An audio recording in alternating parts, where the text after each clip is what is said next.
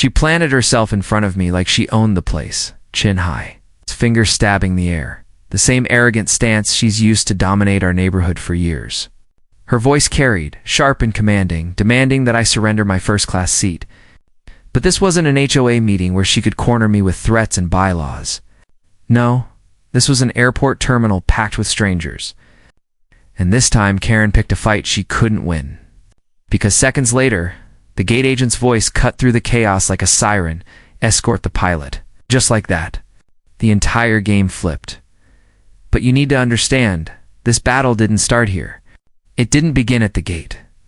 It began in my front yard months earlier, when my life, my property, and even my peace became targets for her obsession with control. Karen, self-crowned queen of the HOA, a dictator disguised as a neighbor, had made it her mission to break me. She tried every weapon in her arsenal, fines stacked like bricks, threats disguised as warnings, humiliation at meetings where she rallied her little followers against me, and every single time I pushed back, every single time I refused to kneel. That resistance, it ate at her, burned her. And when our eyes locked at gate C27, her glare said everything. This was unfinished business.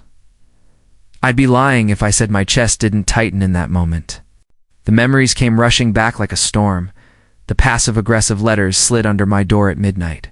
The photos she took of my yard like some neighborhood paparazzi. The way she'd linger by my fence pretending to inspect while really hunting for the tiniest infraction. That's who Karen is. That's who she'll always be. And now, fate had dragged her out of the cul-de-sac and into the same terminal where my boarding. Class read. First class? C2A? For once I felt like I'd won. I'd bled for that seat. Long hours, brutal shifts, saving every extra cent just to treat myself. It wasn't luck. It wasn't a handout. It was mine. And when I saw her eyes flicker down to the golden lettering on my boarding pass, then back up at me, her face twisted with disbelief. Sour jealousy dripping from every glance, it was sweeter than any victory. I'd ever scored over her in the neighborhood, but Karen can't leave things alone. She never could. She stormed forward loud enough for the whole waiting area to hear, her voice cutting through the buzz of rolling suitcases and boarding calls. You don't belong there. That's not your seat. The air shifted. People stopped scrolling their phones. Heads turned. Strangers leaned in, sensing the scent of drama. I should have shrugged her off, maybe even laughed. But after years of being fined, harassed, and cornered, I wasn't about to let her strip me of one more inch of dignity. It's mine, I told her, steady and cold. Paid for, earned. End of discussion. The way she recoiled, it was like I'd slapped her with the truth. Her face flushed, jaw tightened. She leaned in closer, her words dropping to a venomous whisper sharp enough to slice skin. I'll have you removed. Don't forget who I am. Don't forget what I can do. That's the bubble she lives in. A fantasy world where her title, her board, her petty rules make her untouchable. But we weren't behind the HOA's iron curtain anymore. This wasn't her courtroom. This was neutral ground. And still, she puffed her chest like the entire board was about to descend from the ceiling and back her up. The irony? I wasn't the one in danger here because, behind the counter, the gate agent had been watching everything, her body language, her tone, her hands creeping dangerously close to my boarding pass, and when she shoved her finger too close, practically jabbing at my ticket, the gate agent's voice cracked through the air like thunder. Ma'am, step back. Right now. The terminal froze. You could feel the stillness, the collective breath held in suspense. Karen wavered for only a heartbeat before rallying, desperate to claw back control. She raised her voice again, her words trembling with the edge of panic. This man doesn't belong in first class. He's lying. I know him. He's a problem in our community. She thought she could weaponize her reputation here, the same way she'd poisoned the neighborhood. But outside those gates, her crown meant nothing. Nobody cared who she was. And then came the words. The ones that shattered the silence, cracked the entire story wide open, and left Karen trembling. Escort the Pilot. At first the words just floated there, heavy and confusing. People blinked, unsure. Karen even laughed, that sharp, ugly laugh of hers, assuming it was some clerical error. But then the gate agent gestured, not at her, not at some stranger, at me. Pilot, the word slammed into her like a freight train. And suddenly, all that fire, all that venom, drained out of her. The neighbor she'd spent years trying to crush, it's the man she accused of lying, the one she tried to humiliate in front of dozens of strangers, wasn't just a passenger. He was the one flying the plane, and in that instant, the balance of power flipped so hard it nearly knocked her off her feet. I need to pause here because I know what you're thinking. How? Why? Where does the HOA come back into this?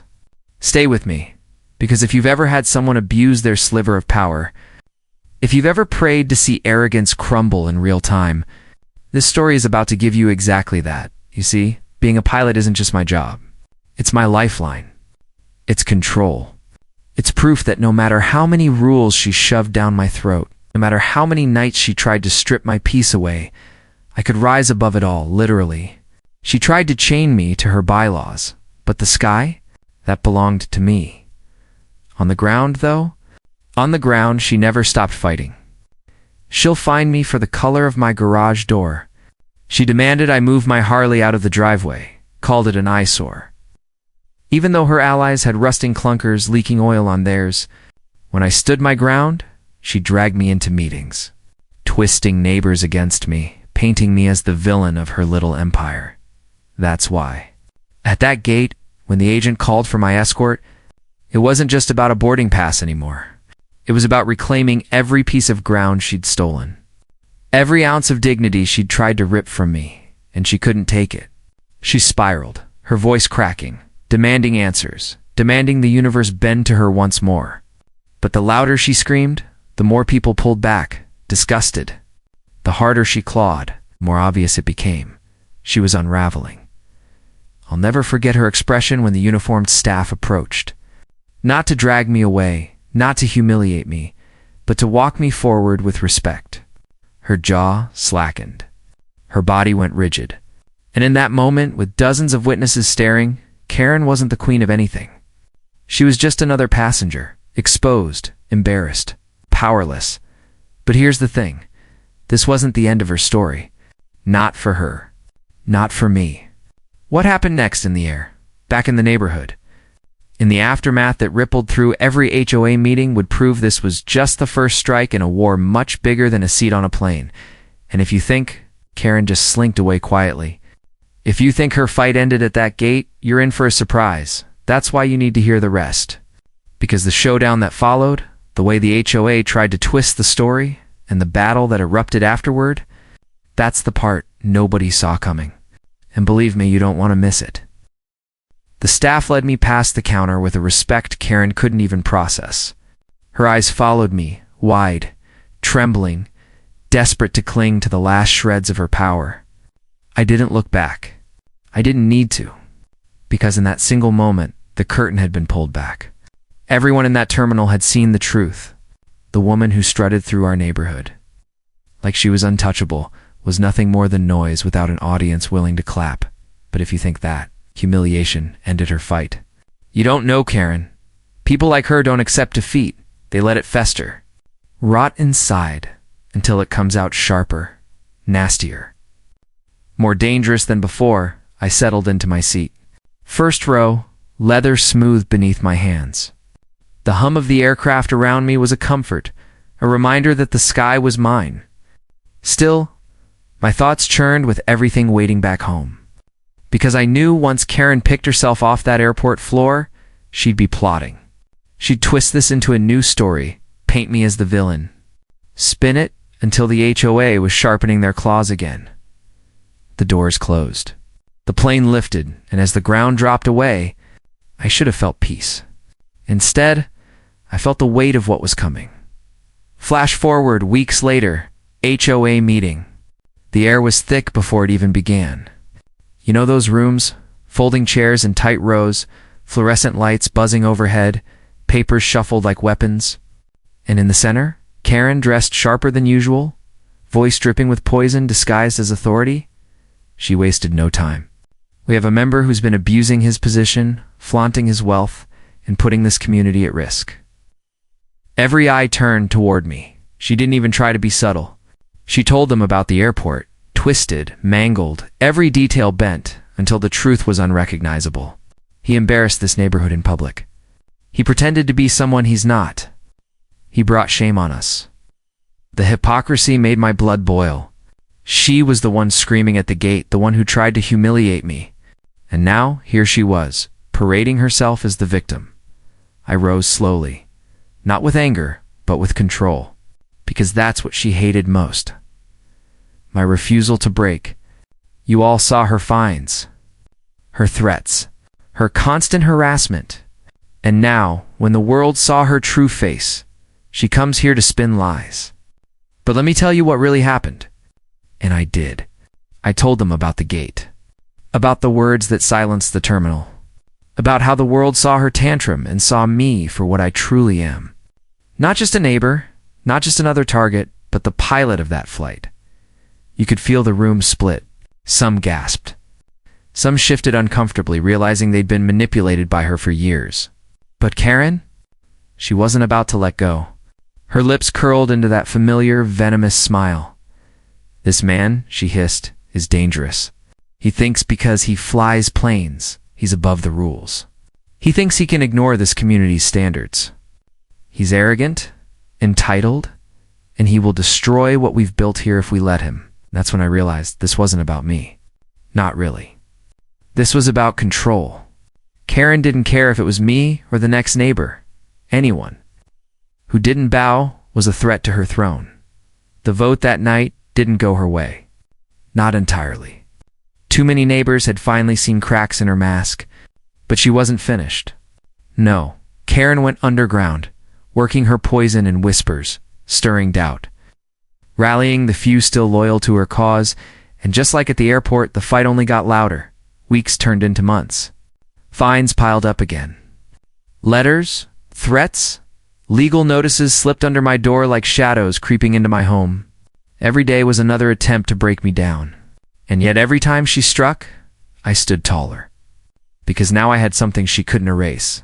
Witnesses, proof, people who'd seen her unravel with their own eyes. But the final blow, that came on a day as ordinary as any other. I was mowing my lawn, simple, peaceful, headphones in, when I felt eyes on me. I turned, and there she was, standing at the edge of my driveway, clipboard in hand, pen ready like a weapon. "You're in violation," she said coldly. Again, I killed the mower. Pulled out my headphones. Violation of what? Cutting my grass? Her smirk widened. Noise ordinance. You're disturbing the peace. That's when it hit me. She wasn't just enforcing rules, she was making them up, bending reality itself. Desperate to regain the power she'd lost that day at Gate C-27. But here's the part she didn't know. I wasn't fighting alone anymore. Neighbors started showing up at meetings, pushing back, refusing to be silenced. The airport's story spread like wildfire, whispered over fences, told at barbecues. Everyone knew. Everyone had seen her unmasked. And slowly, her army of supporters began to crumble. It built to the night of the final meeting. The room was packed, more neighbors than I'd ever seen. Tension thick as fog. Karen took her place at the front, still clinging to that fake confidence. She opened her mouth to speak, but before she could launch into another tirade, a neighbor stood. Then another. Then another. One by one, they told their stories. About the letters. About the threats. About the years of intimidation.